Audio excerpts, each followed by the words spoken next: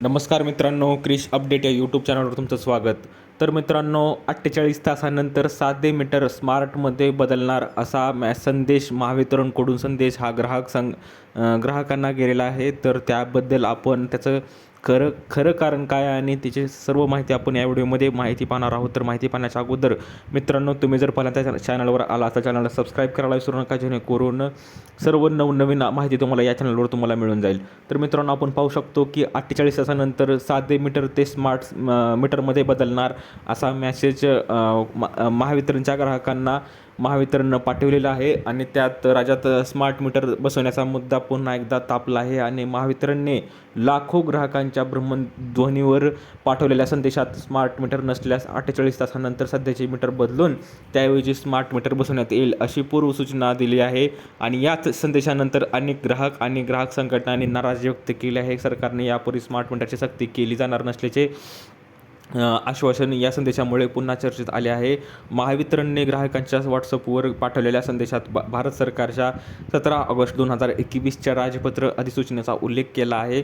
आणि 48 तासानंतर smart meter नसलेल्या ग्राहकांचे सध्याचे मीटर बदलून नवीन स्मार्ट मीटर बसवण्यात येईल असे नमूद त्या संदेशामध्ये दिलेला आहे. आणि संदेशातील शब्दरचना पाहता ग्राहकांना गृहीत धरून ही प्रक्रिया राबवली जात असल्याचा आभास निर्माण होतो.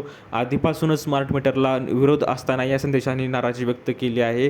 स्मार्ट मीटरमुळे वीज बिले वाढतील, ग्राहकांवर अतिरिक्त नियंत्रण येईल आणि भविष्यात पूर्वभरणा पद्धती लागू केली जाईल अशी भीती ग्राहकांना आहे. सरकार आणि महावितरणने मात्र हे आरोप फेटाळले आहेत.